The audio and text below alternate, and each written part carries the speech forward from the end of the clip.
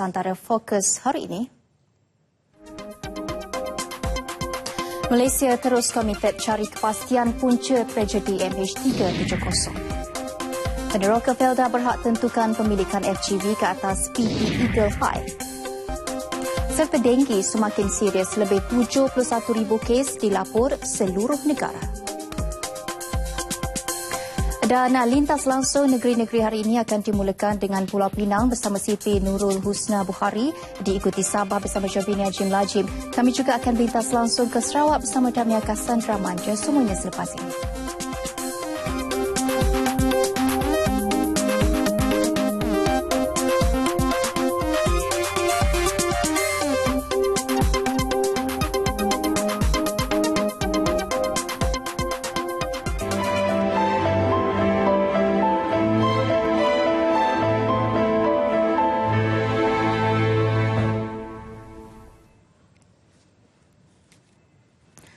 Baik, Malaysia memberi jaminan akan meneruskan komitmen untuk mencari punca berlakunya nahas MH370 yang terhempas Mac tahun lalu susulan pengesahan pertemuan serpihan di Pulau Reunion yang dikaitkan dengan pesawat malang itu menyifatkan ia sesuatu yang tragis dan menyakitkan. Perdana Menteri Datuk Seri Najib Tun Razak berkata kehilangan kesemua mangsa akan terus dikenang.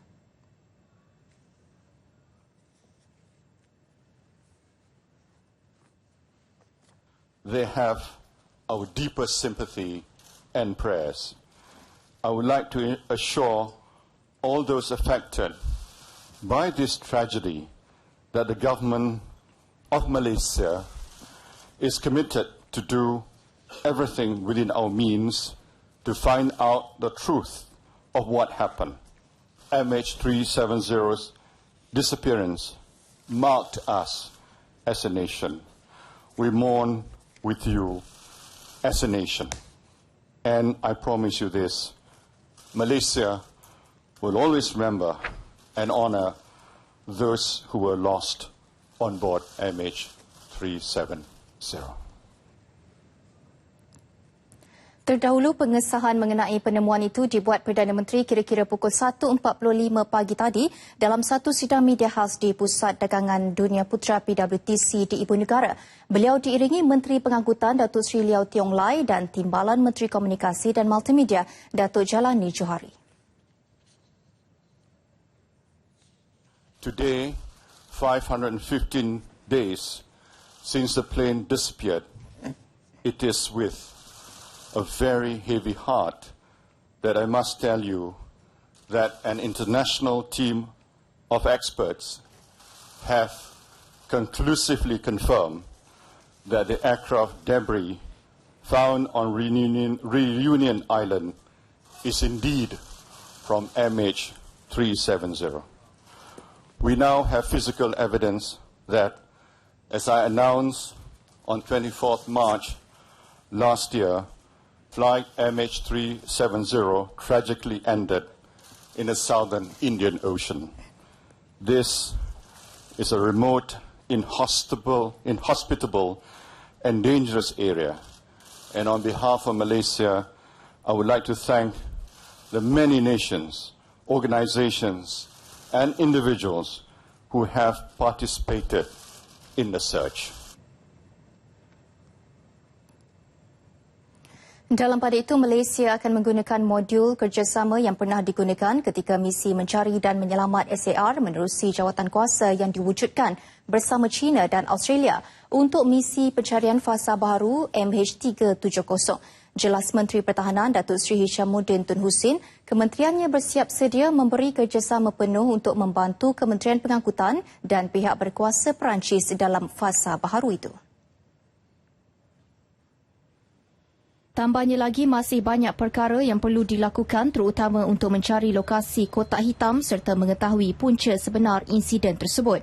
Beliau yakin dengan penemuan serpihan tersebut, kawasan pencarian akan dapat dikenal pasti dan diperkecilkan menerusi kepakaran dan alatan sedia ada.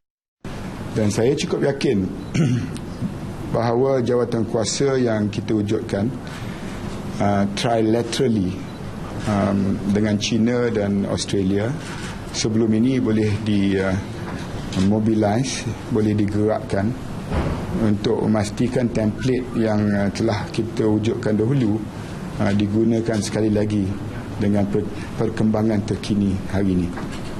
Beliau turut menyampaikan ucapan takziah dan simpati kepada waris dan keluarga mangsa MH370 atas perkabaran terbaru tersebut. Beliau juga mengucapkan terima kasih serta penghargaan kepada Menteri Pertahanan Perancis Jean-Wesley Drian dan pasukannya atas kerjasama pencarian dan penyiasatan MH370. Pada masa sama juga, beliau mahu semua pihak menghormati waris dan keluarga mangsa pada saat ini.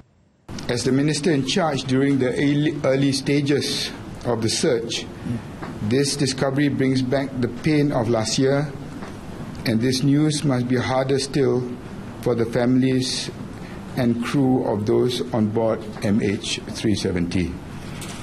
I understand how they must be feeling, and I take this opportunity to urge the media to respect their privacy and to allow them the space they need at this very difficult time. Datuk Seri Syamuddin bercakap dalam sidang media di Kementerian Pertahanan Ibu Negara.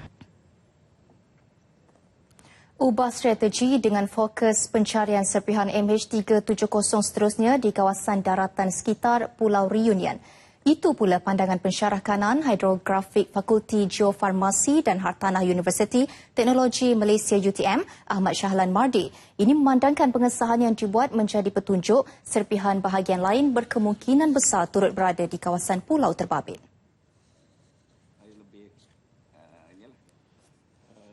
Dengan mengambil tempoh penemuan serpihan flaperon dalam masa lebih setahun, kemungkinan ada yang hanyut ke kawasan lebih tinggi. Berdasarkan putaran arus global secara rambang di Lautan Hindi, pergerakan arus sebelah barat lebih kuat yang membawa objek tersebut ke daratan Pulau Reunion. Di kawasan barat Australia. Actually that area pun sebenarnya adalah tapi perjumpaan dia di kawasan Madagaskar tu ada kaitan dengan keadaan persekitaran lautan tu sendiri yang mana dipengaruhi oleh pergerakan arus angin ke apa semua. Angin pun menyumbang pada pergerakan air, maksud saya gitulah. Kawasan pencarian kini boleh dipusatkan. Pasukan pencarian kemudiannya boleh menggunakan teknologi sonar bagi mengesan bangkai pesawat. Yang pasti tidak mudah untuk mencari sesuatu yang sudah berkecai. Apatah lagi ia melalui kawasan kompleks dengan topografi berbukit dan ditambah arus yang kuat. Namun bagi kebanyakan keluarga mangsa, penemuan serpihan masih belum memadai. Mereka menaruh harapan agar pesawat MH370 dapat segera ditemui. It's not the end. Although they found something, it's not the end. They still need to find the whole plane and our spouses as well. Yes. We still want them back. Lot, in fact. There's a lot of questions haven't been answered yet since day one. So those answers have to be answered. Walaupun yang ditemu walaupun yang dijumpa, tapi hati aku din masih lah. Harapan aku lagi masih. Laban berdau temu evidence bukai berdau besi lagi accept that flaperon. Nemu lah mungkin ikut gayanya. Aku statement aku nang samalah. Suka untuk susah pun nak nerima Siti. Walaupun yang udah di confirm, tanya tapi hati sedih lah. Nyajak lah perasaan sedihnya lagi, perasaan harapannya lagi. Laban bertemu lah. Jadi kan ngadahnya ya kan nyukai kalau kayak.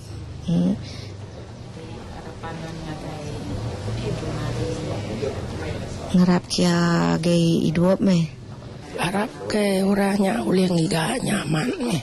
Ngamiknya nyadi kenyataan lah. Nyadi bilun kaman aman lah. Harap kenya temu di hari, harap kaya nerau tahu pulai lah. Harap kaya hidup meh. Saya ada harapan lagi, nak tunggu, nak mau tunggu, tu tunjuk, orang nu dalam dia, orang seorang pun dapat sampai sana ni, paham tak? Itu okey tu, kepada orang jumpa. Kita ada harapan lagi nak tahu ada mayat di mana tak tahu kita. Saya mau tunggu dapat cari dapat tu mayat. Ya, kalau ada petunjuk baru, ya kita akan buat sesuatu lah, ya. Tapi setakat ini saya hari ni lah, memang tak ada apa-apa lagi, ya. Selepas esok ke lusa tak tahulah, ya. Jadi sedih, memang sedih. Tapi hakikatnya saya kena terima lah, ya. Walaupun kepuasan tu agak kekecewaan tu memang ada, kerana tempat yang ditemui dengan tempat dicari agak jauh, ya. Kemudian tu dia mengambil masa yang begitu lama, ya, hingga bertahun. Jadi iyalah, petunjuk baru ni kalau sebaik mungkin, ya, keadaan dapatlah, ya, usahakan secepat mungkin barang-barang body mask orang, ya, dapat ditemui. Pada saya, kuasa Allah. Saya no go for scientific semua tu, teori whatsoever, but I go for Allah. Meaning to say, dengan izin Allah untuk menimbulkan segala apa benda yang terjadi ke, apa ke, terjadi semua. Jadi, they bring up there, tiba-tiba sampai Caribbean Island. Alhamdulillah, at least ada something yang untuk pada closure lah. Saya mengharap, memang saya memohon supaya kalau boleh ada timbul lah lagi serpihan yang lebih kukuh, ya, yang orang kata memantapkan lagi bukti-bukti yang ada, like belonging ke apa ke, tapi what do you expect kalau benda juga dalam dasar laut. Pengumuman mengenai penemuan serpihan pesawat di Pulau Reunion yang disahkan milik penerbangan Malaysia MAS MH370 turut mendapat perhatian Menteri Besar Kedah Datuk Seri Mukhris Tun Mahathir. Berkongsi kesedihan serupa, pengesahan itu disifatkan satu kelegaan kerana misteri kehilangan pesawat berkenaan akhirnya terungkai. Kita pun turut rasa bersedih, tetapi sedikit rasa lega. Ada closure ataupun ada sedikit kesimpulan daripada tragedi ini. Kerana kalau kita tak dapat menemui pesawat tersebut, tentunya ini sampai bila-bila pun dianggap satu misteri yang tak dapat dirungkai. Tetapi apabila dah ditemui bekas-bekas ataupun debris, daripada pesawat tersebut di Pulau Reunion, dia sedikit sebanyak akan memberikan kita satu perasaan seolah ada titik noktah kepada tragedi tersebut. Dan kita turut bersimpati dengan semua keluarga bangsa. Saya sendiri baru Instagram satu penghormatan lah kepada semua bangsa-bangsa MH370. Beliau ditemui media selepas merasmikan Hari Peladang Penternak dan Nelayan Peringkat Negeri Kedah di Taman Jubli Emas Alustar. Menteri Besar Negeri Sembilan Datuk Seri Muhammad Hassan antara pemimpin yang turut mengucapkan takziah kepada seluruh ahli keluarga mangsa yang terlibat dalam nahas MH370. Bagi pihak Kerajaan Negeri Sembilan, bagi pihak rakyat Negeri Sembilan, kita ingin menyatakan sekali lagi, ya, ucapan takziah kita, duka cita kita kepada seluruh keluarga, sanak saudara, mangsa-mangsa yang terlibat dalam penerbangan MH370, dan kita yakin bahawa usaha untuk mencari bangkai pesawat tersebut akan dapat kita lakukan dengan secepat mungkin. Beliau ditemui di Paroi selepas menghadiri Rumah Terbuka Aidilfitri Jabatan Hal Ehwal Khas Jasa Negeri Sembilan. Baik, mesyuarat Menteri-Menteri Luar ASEAN ke-48 hampir sampai ke penghujungnya. Pelbagai pernyataan dan deklarasi dicapai hasil perbincangan ke arah pencapaian 3 teras komuniti ASEAN dalam usaha mengetengahkan perkumpulan serantau itu ke peringkat antarabangsa. Untuk itu, kita bersama Hazel Desmond, terus dari Pusat Dagangan Dunia Putra PWTC. Hazel, silakan. Terima kasih Fahatul di Angkasa Puri. Pengukuhan hubungan antara negara-negara Asia Timur melalui Sidang Kemuncak Asia Timur EAS sejak 10 tahun lalu telah menyumbang kepada keamanan dan kestabilan yang berterusan di rantau Asia Tenggara. Menteri Luar Datuk Seri Anifah Aman berkata anggota EAS turut berikrar untuk terus memperkukuhkan forum itu bagi mempertingkatkan lagi keberkesanannya sambil menggalakkan kerjasama lebih rapat dalam bidang ekonomi dan sosial. Dalam ucapan alu-aluan sebelum mempengerusikan mesyuarat EAS peringkat Menteri Luar, Datuk Seri Anifah berkata semasa persidangan sebelum ini, para pemimpin telah bersetuju dan menerima pakai beberapa perjanjian dan deklarasi dalam isu-isu penting dan strategik. Jelasnya, forum telah membina satu ruang kerjasama dan ia mewujudkan hubungan yang lebih stabil bagi membolehkan rantau Asia Timur dapat menghadapi pelbagai cabaran besar pada masa akan datang. China diwakili Menteri Luar Wang Yi, sementara Amerika Syarikat diwakili Setiausaha Negaranya John Kerry.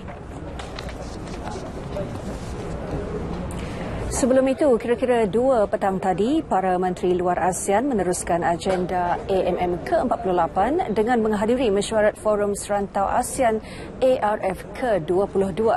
Mesyuarat disertai kesemua 10 anggota ASEAN bersama 10 rakan dialog selain Mongolia, Korea Utara, Pakistan, Sri Lanka, Timur Leste, Papua New Guinea dan Bangladesh.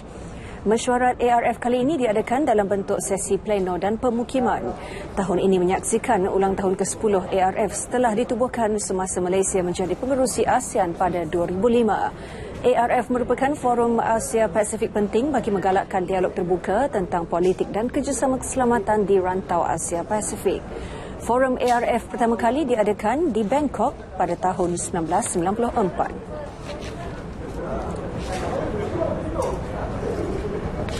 Dakwaan Menteri Luar China Wang Yi bahawa China telah menghentikan kerja-kerja menebus guna Laut China Selatan memberi kesan positif kepada ASEAN dan China untuk mempercepatkan rundingan berkaitan Kod Tata Laku COC Laut China Selatan. Ini juga membolehkan dialog mengenainya dilakukan. Pengumuman juga dianggap penting kerana ia boleh menggambarkan China telah menggugurkan semua tuntutannya di Laut China Selatan.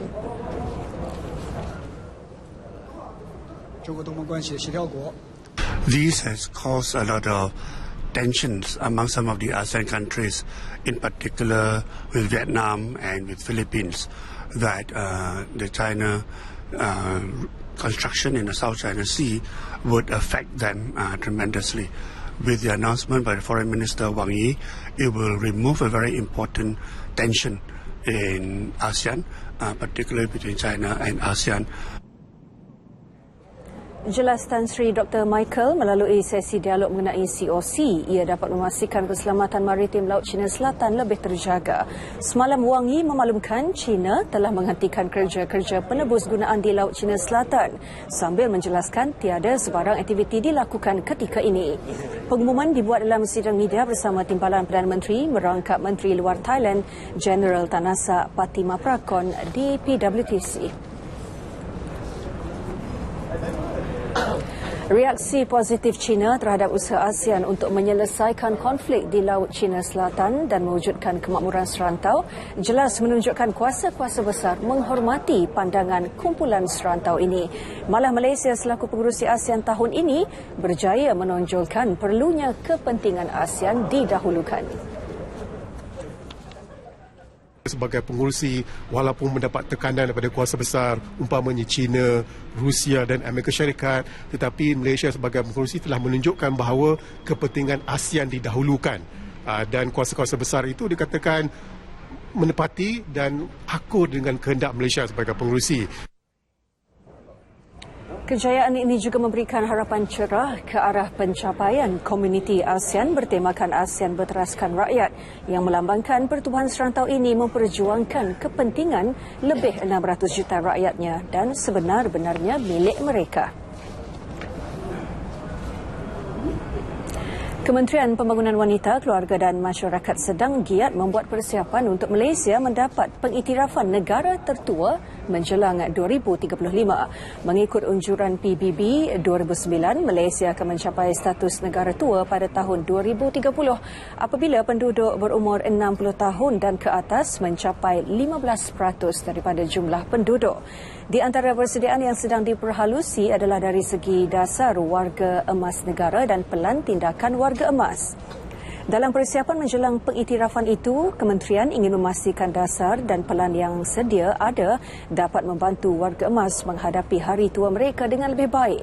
Ini termasuk mewujudkan program komuniti untuk warga emas dan program mengutamakan kesihatan untuk warga tua. Program-program ini akan berpaksikan nilai murni keseimbangan ekonomi, kesihatan, sosial, persekitaran fizikal dan kerohanian.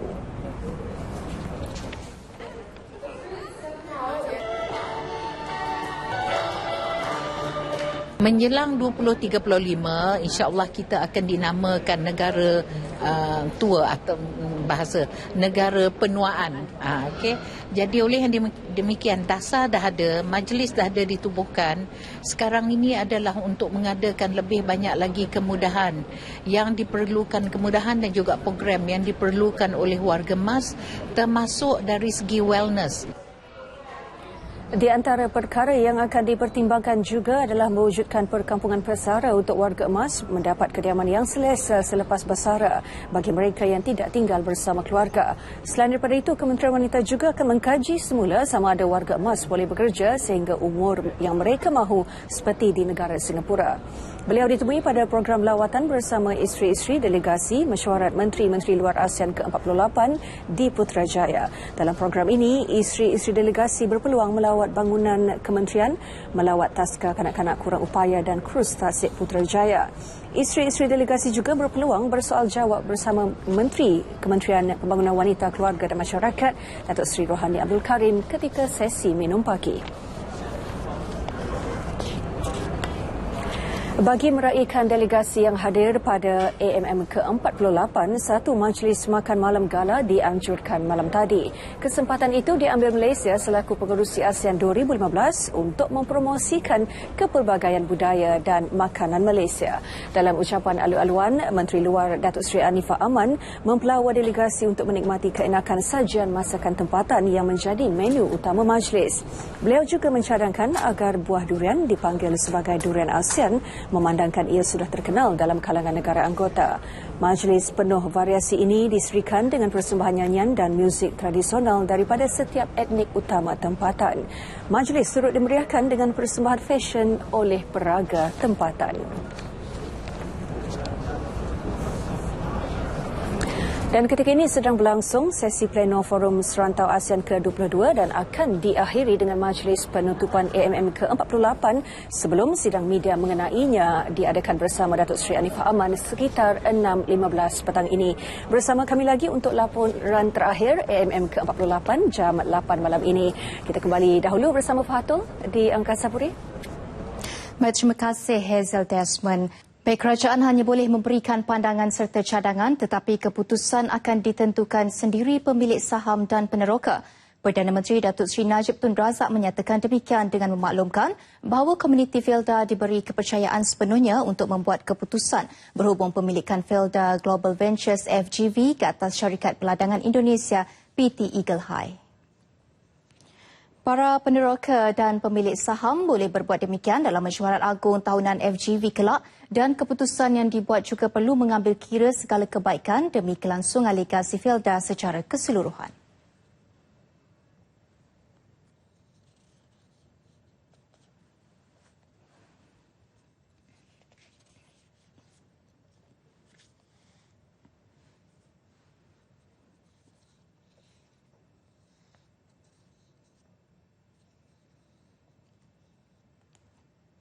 Beliau berkata demikian ketika berucap pada Majlis Salam Perantauan Warga Felda 2015 di Putrajaya. Segala-gala butir secara jelas mengapa dan kenapa langkah ini wajar dipertimbangkan. Pada akhirnya terpulanglah kepada pemilik-pemilik saham untuk membuat kata putus dalam hal ini. Apa yang perlu kita fikirkan ialah secara waras, secara rasional. Jangan kita terbawa-bawa dengan hasutan daripada mana-mana pihak sehinggakan yang baik jadi tidak baik, yang hak jadi batil. FGV berminat terhadap pembelian itu kerana akan menyediakan akses kepada penerokaan lebih meluas di Indonesia serta peluang memperoleh hasil yang ketara. Sebelum ini, FGV dan Raja Wali Group telah memeterai perjanjian dasar Indo untuk mengambil alih 37% kepentingan dalam Eagle High Plantation.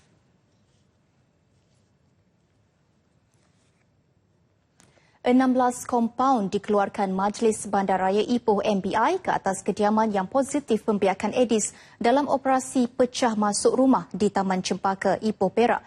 Serentak dengan operasi itu juga 75 pemilik premis terbiar sedang dikesan. Pengerusi Jawatan Kuasa Kesihatan, Pengangkutan Awam, Integrasi Nasional, Hal Ehwal Bukan Islam dan Kampung Baru Negeri, Datuk Dr. Mahang Sun menegaskan sehingga operasi ini dijalankan 119 kes denggi telah dilaporkan di Taman Cempaka.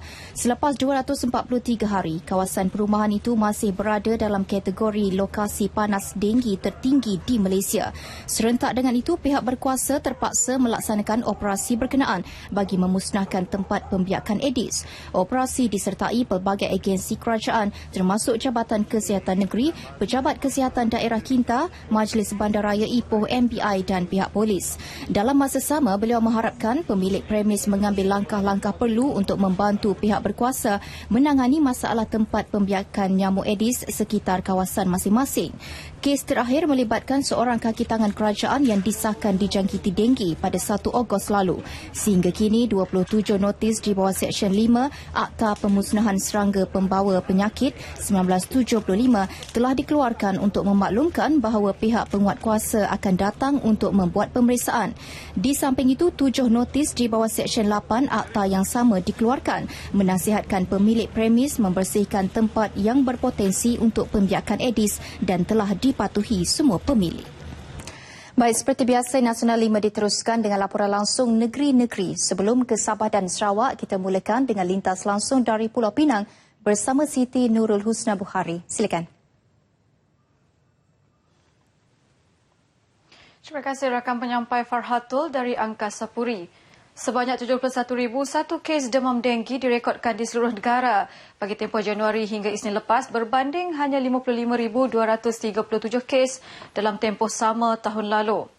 Timbalan Menteri Kesihatan Datuk Seri Dr. Hilmi Yahya berkata 192 kematian akibat demam denggi dicatat dalam tempoh itu berbanding 104 dalam tempoh sama tahun lepas.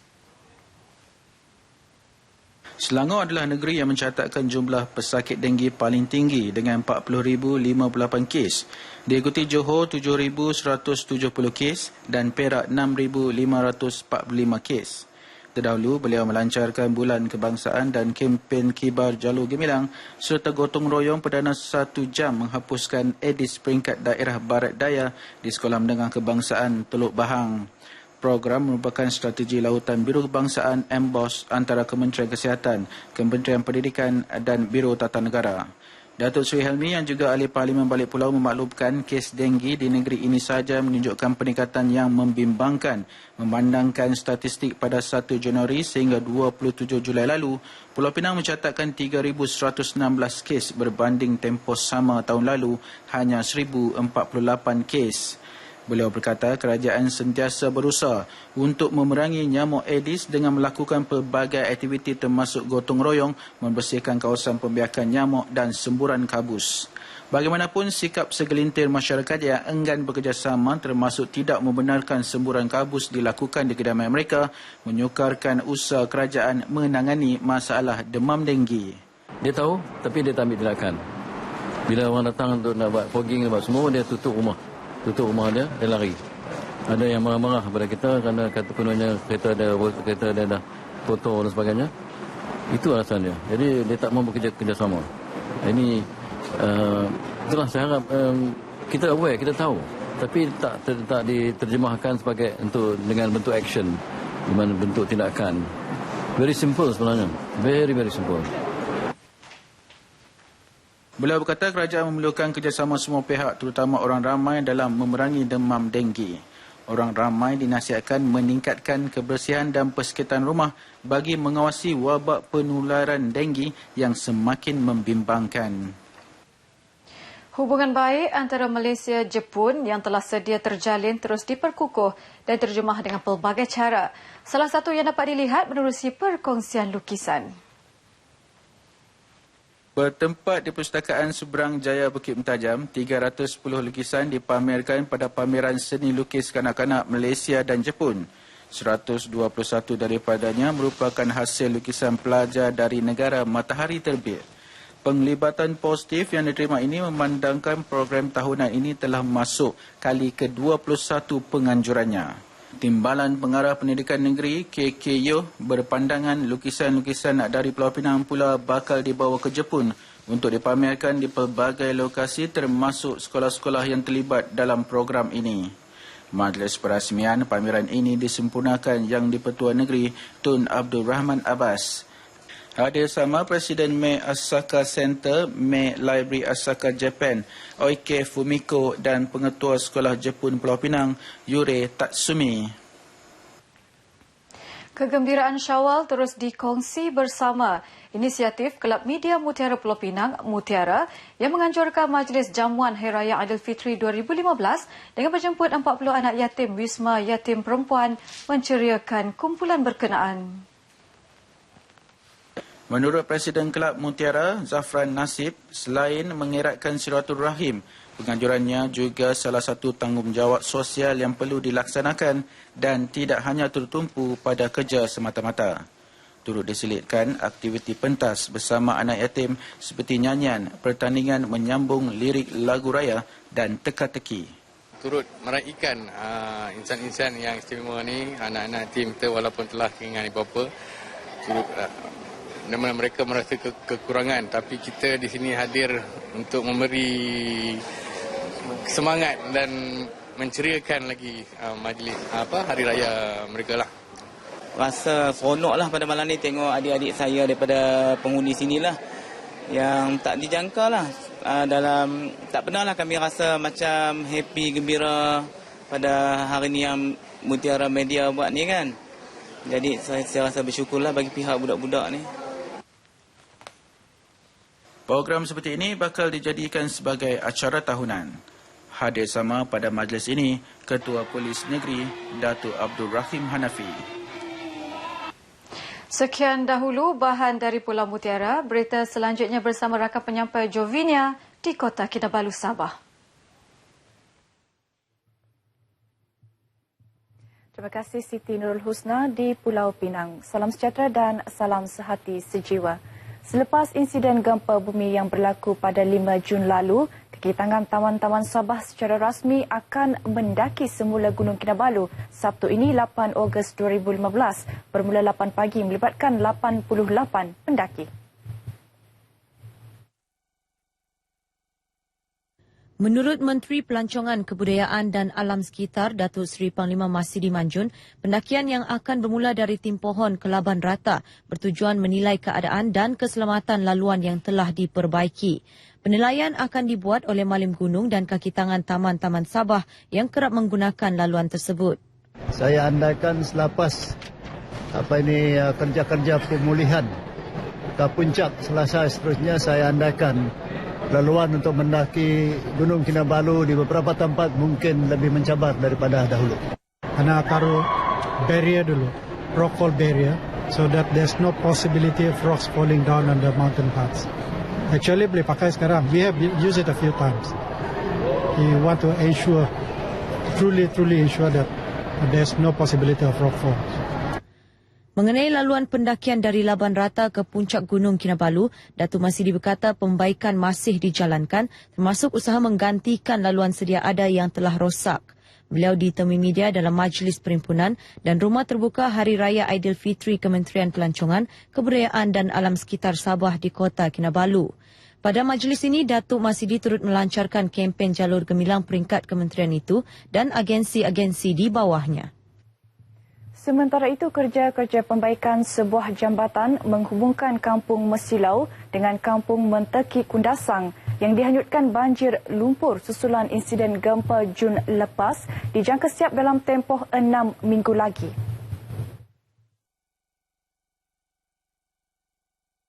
Pengarah Jabatan Kerja Raya JKR Sabah, Insinyur Haji Amrullah Kamal berkata, ketika ini Jambatan Bailey sudah ditempatkan sebagai jambatan sementara untuk menggantikan jambatan yang dihanyutkan itu. Kita dapat satu jambatan di sebelah Bundu Tuhan. Permanent bridge sudah buat, jadi itu Bailey Bridge yang dari sana kita bawa pergi ke Masilau. Itulah dulu mungkin ambil 4 bulan, tapi sebab sekarang kita dapat satu jembatan yang sudah siap, jadi dia punya Bailey Bridge kita bawa pergi ke sini, jadi dia 1,5 bulan sudah siap. Beliau ditemui pemberita dalam majlis sambutan Hari Raya Aidilfitri. Anggota Perkhidmatan Awam bersama Yang di-Pertuan Negeri Tun Haji Johar Datuk Haji Mahiruddin di Dewan Serbaguna Kompleks Pentadbiran Kerajaan Persekutuan Sabah di Kota Kinabalu. Jambatan tersebut diharap akan memudahkan pergerakan penduduk selain mengurangkan kos penghantaran bekalan pertanian dan sayur-sayuran di kawasan berkenaan. Kampung-kampung di negeri ini akan dilibatkan dalam program Kampung Sejahtera di bawah Kementerian Pembangunan Luar Bandar KPLB Sabah bertujuan membasmi kemiskinan dalam kalangan penduduk.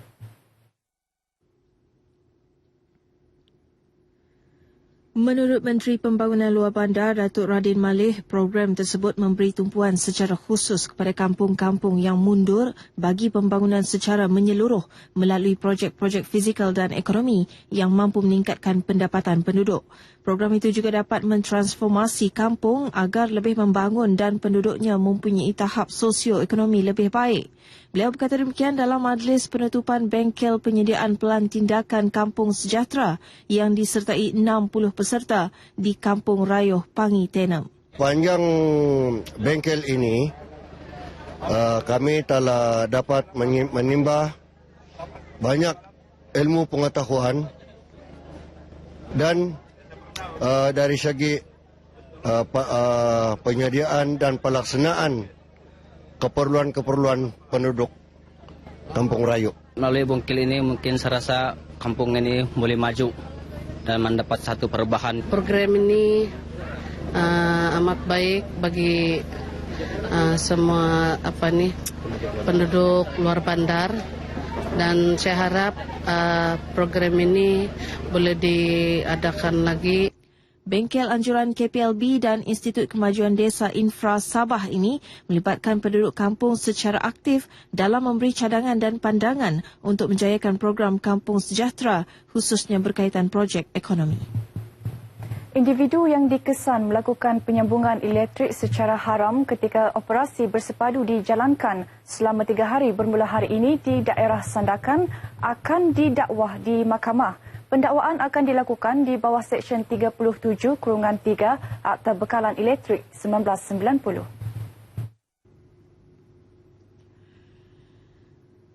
Pengarah kawasan Pantai Barat Sabah Suruhanjaya Tenaga Nazlin Abdul Alim Sadiki berkata tindakan tegas harus dikenakan terhadap mereka yang melakukan penyambungan elektrik secara haram khususnya di penempatan setinggan agar tidak ada lagi kes individu terbunuh. Beliau bercakap kepada pemberita selepas mempengerusikan mesyuarat pelaksanaan operasi itu di Sandakan. Turut hadir Komander Kawasan Keselamatan Khas Pantai Timur Sabah Eskom Datuk Abdul Rashid Harun dan Pengurus Kanan Pengurusan Aset Sabah Electric City Sembilan Berhad SSB Muhammad Nazri Pazil. Sementara itu Datuk Abdul Rashid berkata Eskom sedia membantu SSB dari segi kawalan keselamatan sepanjang tempoh operasi tersebut. Menurut Muhammad Nazri, berdasarkan rekod SSB, terdapat 111 penempatan setinggan terbabit kegiatan penyambungan elektrik secara haram di seluruh negeri, terutama di Kota Kinabalu dan beberapa daerah di Pantai Timur termasuk Sandakan. Isu kecurian bekalan elektrik bukan sahaja menyebabkan kerugian kepada SSB, malah membahayakan nyawa orang ramai. Baru-baru ini, seorang pegawai bomba Apollos Jeromos terkorban akibat renjatan elektrik disebabkan penyambungan haram ketika terlibat dalam operasi memadam kebakaran belukar di Taman Kenari Batu Tujuh, Sandakan. Pendakwaan haram itu dipercayai untuk kegunaan sebahagian rumah setinggan terpencil sekitar belukar tersebut. Sekian berita dari Sabah untuk petang ini dan seterusnya kita bersama Damia Cassandra di Sarawak. Silakan. Terima kasih Jovina di Kota Kinabalu. Assalamualaikum dan salam sehati sejiwa. Syarikat peladangan tempatan tidak lagi dibenarkan bekerjasama dengan syarikat dari luar Sarawak untuk membangunkan ladang kelapa sawit di negeri ini. Pengecualian bagaimanapun dibenarkan untuk projek usaha sama dengan agensi peladangan berkaitan kerajaan di peringkat persekutuan dan negeri seperti Lembaga Kemajuan Tanah Persekutuan atau FELDA, Felkra Berhad, Lembaga Penyatuan dan Pemulihan Tanah Sarawak Salkra dan Lembaga Pembangunan dan Lindungan Tanah Pelita. Itu tegas Ketua Menteri Tan Sri Adnan Satem kerana tidak mahu lagi melihat projek penerokaan tanah di antara syarikat tempatan dan syarikat dari Semenanjung tergendala atau gagal. Apabila ini berlaku, maka akan timbul soal perundangan dan tindakan mahkamah sehingga implikasi lebih merugikan akan ditanggung pemilik tanah. Beliau berucap pada Majlis Penyampaian Surat Hak Milik Tanah Seksyen 18 Kanun Tanah Negeri bagi kawasan Dewan Undangan Negeri Dun Tupong dan Semariang di Kompleks Dun Lama di Kuching. Menurut Tan Sri Adnan, beliau akan mencadangkan peruntukan tambahan khusus untuk membantu golongan orang kelainan upaya OKU pada persidangan DUN 17 hari bulan ini. Peruntukan tambahan itu kelak akan digunakan untuk menambah wang bantuan bulanan yang diterima golongan itu. Dalam pada itu, penduduk kampung di Dun Tupong dan Dun Semariang yang menerima surat hak milik tanah mereka daripada Ketua Menteri Tan Sri Adnan Satem hari ini amat bersyukur setelah menunggu dengan penuh kesabaran kerana proses penyukatan tanah yang agak sukar. Tambah menggembirakan mereka surat hak milik tanah diberikan di bawah Seksyen 18 Kanun Tanah Negeri. Menurut Penguasa Jabatan Tanah dan Survey Kuching Ramzi Abdillah, keistimewaan Seksyen 18 ialah tanah berkenaan tidak dikenakan premium, tidak dikenakan cukai tanah tahunan, tiada kos pengukuran, tiada kos penyediaan surat hak milik tanah dan tempoh pegangan selama-lamanya. Kampung yang terlibat ialah 96 lot di Kampung Pinang Jawa, 80 lot di Kampung Semeriang Tanah Merah, 134 lot di Kampung Semeriang Wawasan Jaya dan 73 lot di Kampung Semeriang Pinggir, 137 lot di Kampung Semeriang Batu dan 146 lot di Kampung Semeriang Batu Fasa 2 teruntung.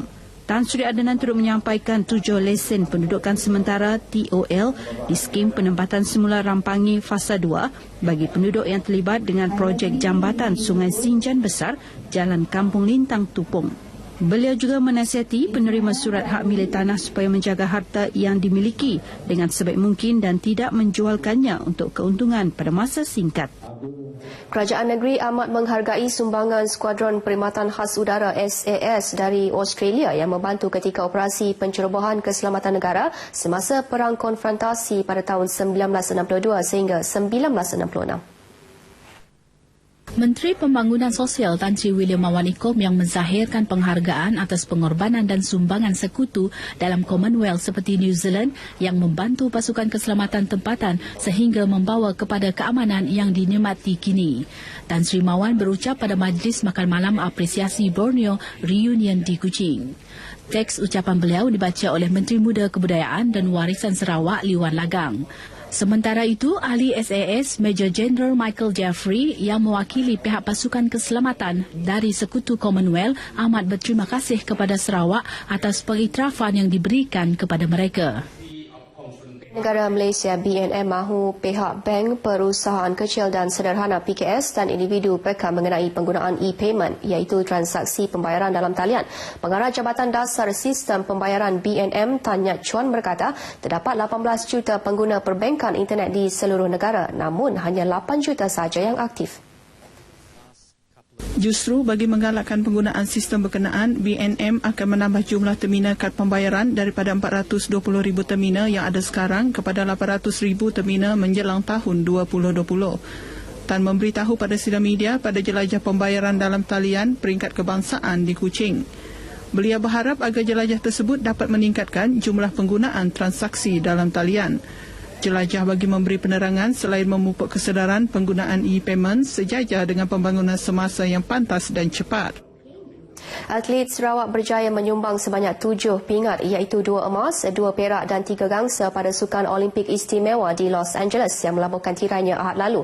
Menteri Kebajikan Wanita dan Pembangunan Keluarga Datuk Hajah Fatimah Abdullah memberitahu pingat emas diperoleh daripada acara akuatik 50 meter dan bowling berpasukan. Ujarnya meskipun kejayaan ini merupakan suatu kebanggaan kerana dapat mengharumkan nama negara, namun yang lebih penting penyertaan peserta yang diklasifikasikan sebagai orang kelainan upaya kerana berani dan berkeyakinan tinggi menyertai sukan bertaraf antarabangsa ini. Beliau memberitahu pemberita semasa menyambut kepulangan atlet Sarawak di lapangan terbang antarabangsa Kuching. Dalam pada itu, Datuk Fatimah berharap agar Sarawak diberi lebih banyak kota untuk menyertai kontijen Malaysia kerana Sarawak mempunyai banyak atlet yang berpotensi besar mampu menyumbang pingat kepada negara. Datuk Hajah Fatimah turut menyatakan beliau akan menyusulkan cadangan kepada kerajaan negeri supaya insentif diberikan kepada atlet istimewa yang telah mengharumkan nama negara. Cadangkan kepada kerajaan negeri supaya atlet kita ini yang telah mengharumkan nama Malaysia di peringkat antarabangsa ini diberi insentif seperti yang pernah kita sarankan dulu untuk atlet kita dalam sukan Paralimpik. Sementara itu, atlet yang ditemui melahirkan perasaan gembira kerana berjaya memperoleh pingat. Because we have a new friends, we meet like all the countries people. Usaha dengan lebih bagus lagi, tolong akan cuba yang terbaik lagi untuk mendapatkan pingat yang lebih. Baik saudara, setakat ini dahulu sumbangan berita dari Sarawak untuk Lintas Langsung Nasional 5 petang ini dan seterusnya kita kembali bersama Farhatul di Angkasa Puri. Baik, terima kasih rakan penyampai dari Sabah, Sarawak dan Pulau Pinang seketika tadi. 6 anggota polis yang bertugas di Balai Polis Muazzam Shah Rompin, Pahang dihadapkan ke Mahkamah Session Khas Rasuah Kuantan atas tuduhan menerima rasuah berjumlah RM8,000 pada Disember tahun lalu. Bagaimanapun, selepas pertuduhan dibacakan di hadapan Hakim Habibah Muhammad Yusof, kesemua tertuduh mengaku tidak salah dan mohon dibicarakan. Kesemua mereka berpangkat Constable, Lance Corporal dan Corporal, masing-masing berdepan 2 pertuduhan. Keenam-enam mereka yang berumur antara 20 hingga 50 tahun didakwa mengambil suapan sebagai dorongan untuk tidak mengambil tindakan terhadap sebuah lori yang tidak mempunyai permit dan lesen membawa kayu getah. Mereka dituduh di bawah Seksyen 16(A)(B) Akta Suruhanjaya Pencegahan Rasuah Malaysia SPRM 2009 menerima suapan dan di bawah Seksyen 28(1)(C) dan Seksyen 25(3) Akta SPRM 2009 iaitu tidak melaporkan kesalahan rasuah. Selepas mendengar pengakuan yang dibuat, Hakim Habibah memutuskan kesemua mereka masing-masing dijamin RM5,000 dengan seorang penjamin. Pendakwaan dikendalikan Timbalan Pendakwa Raya Syafinas Syabudin, manakala semua tertuduh yang ditahan pada 25 Disember lalu tidak diwakili peguam. Hakim turut membenarkan permohonan Timbalan Pendakwa Raya agar semua tertuduh tidak mengganggu saksi pendakwaan, khususnya mangsa, dan menetapkan sebutan semula kes pada 3 September depan. Ini pula susulan isu derma RM2.6 bilion yang didepositkan ke dalam akaun Perdana Menteri. Walaupun keputusan akhir adalah di tangan rakyat, namun mereka harus terlebih dahulu menunggu hasil laporan siasatan yang akan dibentangkan di Parlimen tidak lama lagi. Perkara itu dinyatakan Menteri Besar Terengganu Datuk Seri Ahmad Razif Abdul Rahman dalam satu majlis di seberang Taki. Beliau pada masa sama yakin Perdana Menteri mampu menyelesaikan persoalan itu. Jadi kita perlu satu kenyataan yang betul-betul tepat, yang betul-betul boleh diterima oleh semua pihak. Dan kalau perkara ni ada pihak-pihak yang didapati bersalah, dan saya sendiri hari ini bersetuju supaya tindakan dapat diambil kepada siapa-siapa yang terlibat dalam soal-soal penyelewengan ini. Mengulas cadangan agar Tan Sri Muhyiddin Yassin dilantik sebagai pengerusi jawatan kuasa kira-kira wang negara PSC. Beliau antara lain berkata pelantikan itu mesti diterima semua pihak. Pelantikan ini ada dibuat oleh Speaker Dewan Parlimen. Jadi kita tunggulah, dia akan melihat daripada semua perkara lah. Sebab untuk memilih menjadi pengerusi dan jawatan kuasa PSC sudah pasti yang pertama mesti orang ini adalah yang tidak ada wiber kepada sesiapa. Dia mesti neutral lah dalam soal ini, dan yang kedua dia mesti diterima oleh semua pihak. Datuk Seri Ahmad Razif sebelum itu menyempurnakan program Hari Potensi Kanak-Kanak Tabika Kemas peringkat Parlimen Kuala Nerus di Padang Kampung Telaga Daing yang turut dihadiri isterinya. Merupakan satu-satunya rakyat Malaysia daripada kira-kira 1,760 rakyat asing lain yang terselamat dalam letupan bom atom di Hiroshima, Jepun pada 6 Ogos 1945. Riwayat hidup Allahyarham Datuk Abdul Razak Abdul Hamid atau lebih dikenali Cikgu Razak kini diabadikan dalam buku Razak Sensei, Pemangkin Jalinan Malaysia Jepun. Saksikan laporan Eva Dian Ali. Buku coretan hidup Razak Sensei atau Cikgu Razak merupakan hasil nukilan daripada 3 orang penulis, Dr. Kalsum Husin, Profesor Madya Dr. Aida Nasirah Abdullah dan Profesor Dr. Hanifah Husin. Karya ini lestari sebagai coretan perkongsian riwayat hidup Cikgu Razak di Hiroshima semasa bandaraya itu dilanda serangan bom atom yang digugurkan Amerika Syarikat ketika Perang Dunia Kedua. Buku terbitan Dewan Bahasa dan Pustaka DBP dengan kerjasama Perpustakaan Tuanku Bainun UPSI ini dilancarkan Yang di-Pertua Negeri Pulau Pinang Tun Dato' Seri Utama Dr. Abdul Rahman Abbas. Majlis pelancaran di Universiti Perguruan Sultan Idris UPSI di Tanjung Malim turut dihadiri Wakil Konsulat Jepun di Pulau Pinang, Hiroko Taniguchi dan ahli keluarga Allahyarham Cikgu Razak. Kami dapati dia ialah seorang tokoh yang mempunyai ciri kualiti guru yang sangat tinggi, sangat baik. Jadi mungkin kualiti ini yang ada pada Allahyarham ini boleh kita para pendidik yang akan yang ada pada hari ini menjadikan sebagai kayu pengukur untuk menjadi guru yang kualiti. Inilah kualiti-kualiti yang perlu digarap dalam diri individu. Naib Eksekutif Universiti Hiroshima, Taiji Hota yang turut hadir pada pelancaran buku ini, turut berkongsi pengalaman beliau ketika berkhidmat bersama Cikgu Razak di Pusat Persediaan Pendidikan di Institut Teknologi Mara. He represented the very good image of Malaysia because I was 23 and just came here to Malaysia and I didn't know anything about Malaysia. He helped me a lot, really. I'm very happy to work with him. For 2 years, and every day he was always joyful, every day actually, and so I'm very happy to work with him. Sumbangan Razak Sensei atau Cikgu Razak dalam ilmu perguruan dan pengalaman beliau ketika berada di Hiroshima serta bersempena 70 tahun mengenang tragedi Hiroshima hari ini mengajar kita untuk menilai kembali, menghargai kedamaian untuk kehidupan yang lebih bermakna dan sebagai wadah perjuangan untuk meningkatkan budaya membaca dan keilmuan dalam kalangan masyarakat Malaysia. Laporan Efadian Ali untuk Berita TV1. Baik, sedikit laporan sukan. Menjelang perlawanan akhir Liga FAM hujung bulan ini, Persatuan Bola Sepak Melaka Musa memohon agar perlawanan diadakan di negeri itu sekiranya Melaka United berjaya melayakkan diri ke final. Permohonan sudah pun dihantar kepada Persatuan Bola Sepak Malaysia FAM sebagai hadiah kepada penyokong setia skuad Hang Tuah setelah sekian lama menyepi dari pentas final. Presiden MUSA atau Musa, Datuk Seri Idris Sarun yang juga Ketua Menteri Melaka berjanji andai perlawanan akhir diadakan di Melaka, Stadium Hang Jebat akan dipenuhi penyokong sebagai tanda sokongan kepada bola sepak Melaka yang sepi tanpa sebarang kejuaraan sejak lebih 30 tahun lalu. Saya kira rakyat Melaka tertunggu-tunggu atau sangat rindu dengan pertandingan bersifat juara ni, walaupun Liga FAM, tapi nak sampai ke juara tu bukannya mudah.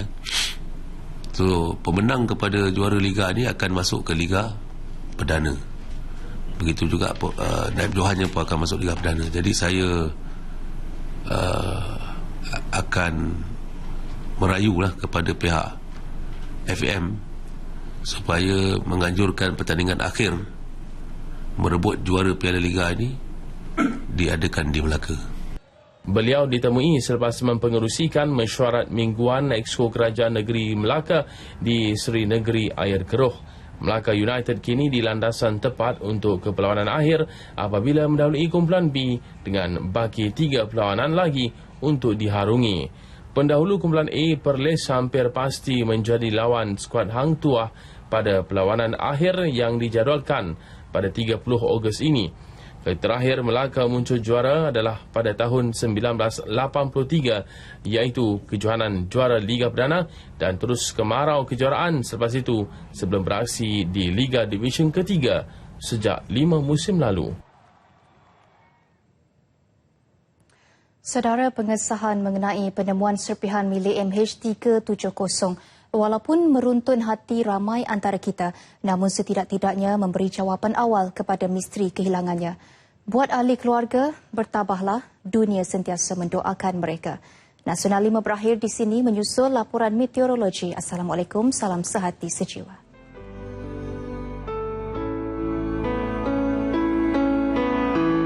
Today, 515 days since the plane disappeared, it is with a very heavy heart that I must tell you that an international team of experts have conclusively confirmed that the aircraft debris found on Reunion Island is indeed from MH370. We now have physical evidence that, as I announced on 24th March last year, flight MH370 tragically ended in the southern Indian Ocean.